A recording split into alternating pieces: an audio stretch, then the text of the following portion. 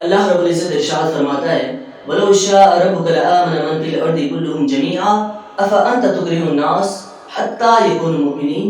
اگر تمہارا رب چاہتا تو زمین پر جتنے ہیں سب ایمان لے آتے، تو کیا تم لوگوں کو زبردستی کرو گے یہاں تک کہ مسلمان ہو جائے؟ آپ صلی اللہ تعالیٰ علیہ وسلم چونکہ رحمت للعالمین ہیں، اس لیے آپ چاہتے تھے کہ ہر کوئی ایمان لا کر ہمیشہ جہنم میں جانے سے بچ جائے، لیکن جب اتنی ساری کوششوں کے باوجود لوگ آپ پر ایمان نہیں لاتے تھے نا، تو آپ کو تکلیف ہوتی تھی، آپ کو دکھ ہوتا تھا،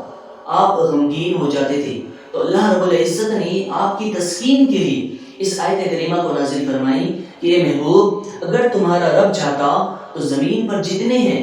سب ایمان لے آتے، تو کیا تم لوگوں کو زبردستی کرو گے؟ مطلب یہ کہ اے محبوب تم لوگوں سے زبردستی نہ کرو،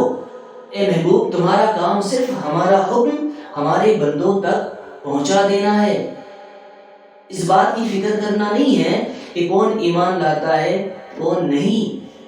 کیونکہ ایمان لانا سعادت ازلی پر موقوف ہے، اور ایمان کہتے ہیں اقرار باللسان و تصدیق بالقلب کو، یعنی جب تک کوئی بندہ زبان سے اقرار اور دل سے تصدیق نہیں کرے گا تب تک وہ مومن نہیں ہو سکتا۔ تو اے محبوب تم لوگوں سے زبردستی نہ کرو، لا اکراہ فی الدین، دین میں کوئی زبردستی نہیں ہے، قُلِ الْحَقُّ مِن رَبِّكُمْ فَمَن شَاءَ فَلْيُؤْمِنْ وَمَن شَاءَ فَلْيَكْفُرْ، تو اے محبوب تم فرما دو کہ حق تمہارے رب کی جانب سے، تو جو چاہے ایمان لائے اور جو چاہے کفر کرے، اٹس کمپلیٹلی یور چوائس، مرضی آپ کی ہے، ایمان لانا ہے ایمان لاؤ، کفر کرنا ہے کفر کرو، مرضی آپ کی ہے۔ اتنی ترقیوں کے باوجود جبکہ آج دنیا چاند پر پہنچ چکی ہے، بہت سے لوگوں کا آج بھی یہ خیال ہے کہ اسلام تلوار کے زور پر پھیلا ہے، اسلام طاقت کے بلبوتے پر پھیلا ہے۔ نہیں میرے بھائی، آپ اپنی عقل کے دریچے کو کھولو اور تھوڑا غور و فکر کر کے سمجھنے کی کوشش کرو اور دیکھو، اور آج دنیا کا فاسٹسٹ گروئنگ ریلیجن اسلام ہے، اور آج مسلمان کہیں سے بھی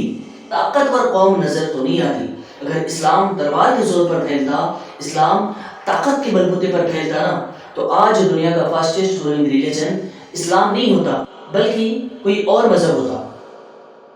آج دنیا کا فاسٹسٹ گروئنگ ریلیجن اسلام ہے، اس کا مطلب یہ ہے کہ اسلام تلوار کے زور پر نہیں، طاقت کے بلبوتے پر نہیں، بلکہ اسلام میرے نبی کی حسن اخلاق سے پھیلا ہے، اسلام میرے نبی کی سیرت سے پھیلا ہے۔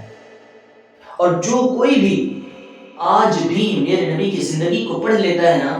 پھر وہ لا الہ الا اللہ محمد رسول اللہ پڑھے بغیر نہیں رہ سکتا۔ اگر کوئی شخص میرے نبی کی حسن سیرت کو پڑھ کر،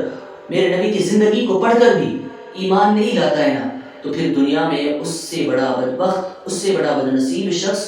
کوئی نہیں ہو سکتا۔